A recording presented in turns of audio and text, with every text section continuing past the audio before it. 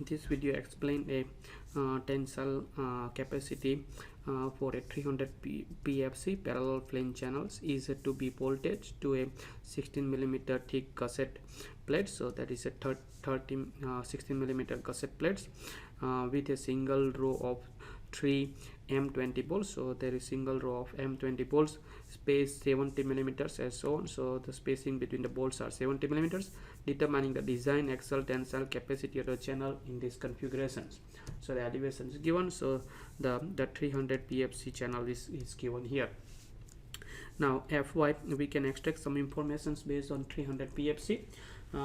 That 300 PFC, that is given on the page number 19, where 300 PFC has a yield strength of 300 and 320. We take a minimum of 300 megapascals. And Fy, which is the tensile strength, that is given here not for 300 plus section. For tensile strength, Fu is 440 megapascals. Gross area is given on the table above, 300 PFC, where we can find the gross area 5110 millimeters square for 300 PFC. Now we need to find the net area of the cross section, as it is a hole. There are 3 holes for the bolts, and these holes are 20 millimeters is given here, M12 bolts. So the hole, for the hole we need to allow some clearance, so that is 20 plus 2 millimeters clearance, so that is 22 millimeters diameter of the hole.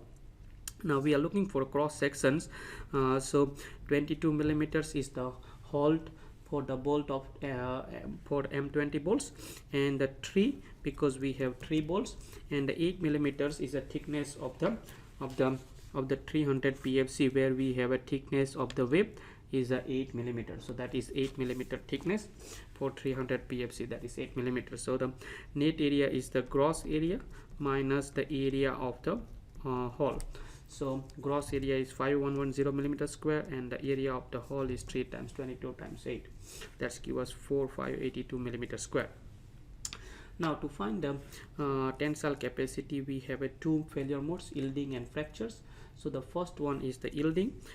Tensile due to yielding is the gross area times the yield strength.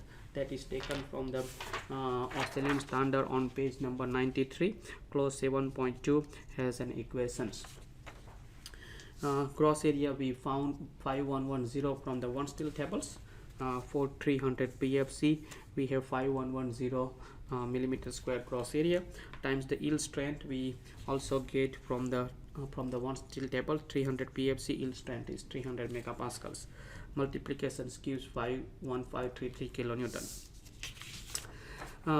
Once you find this tensile capacity for yielding failures, now we can work on the fractures. Now for fractures we have a equation 0.85 kT and Fu. That equation is coming from page number 93 on clause 7.2, where this equation is given.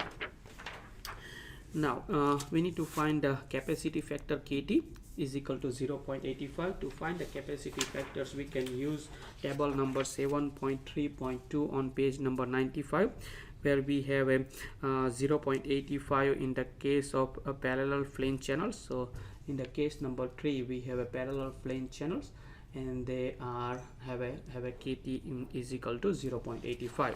so that is 0.85. so we substitute the values. 0.85 times kT is 0.85. Net area that we just calculated in the previous steps, where we have calculated net area 4582 millimeters square. So that is net area, and the tensile capacity given 440. For the case of 300 PFCs, we have a tensile capacity Fu is 440 megapascals. Multiplications gives 1457 kilonewtons. Now we need to take the minimum between yield and fractures. 1533 we just calculated in the last steps, 1533 kilonewtons, and the fractures 1457. So this one is dominated by the fracture failure, so the minimum is taken for 1457. We can multiply by the capacity factor 0.9 times 1457 given 1311 kilonewtons. So that's the answers. Now we have a second questions that on the same questions we can rework previous questions if the PFC is welded to the gusset plate instead of being bolted. So what is the scenario now? That here we have a 3 bolts given in these examples, but like the scenario is now instead of the bolts we like to do the welding. We don't want to put the bolts, so we just put the welding for this connection. So again same things, 300 PFC, gross area is 5110 millimeter square. That is coming from the one steel table. 300 PFC, we have 5110, Fy is 300, and the Fu is 440 megapascals. These three values stay the same. Now net the tensile capacity is the minimum of yield capacity and fracture capacity. So for the yielding we have gross area times Fy, which is 5110 times 300, give us 1533 kilonewton. So that is exactly the same that we done it in the last examples.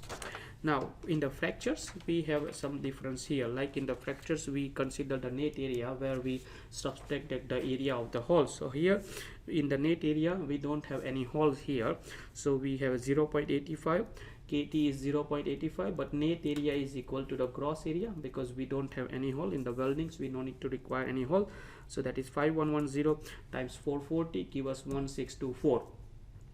Now in this case if you take the minimum between 1533 and 1624, we have 1533 kilonewtons. Now look at this one, difference between this and this. Here the difference here is dominated by the fractures when you have a bolts, but when you do the welding it is dominated by yielding, and then you multiply by the factor 0.9 give us 1380 kilonewton. So when you have a bolt, your capacity is 1311, which is small, which is lesser than when you do the welding, because bolt require the holes and that holes are subjected to the fracture failure.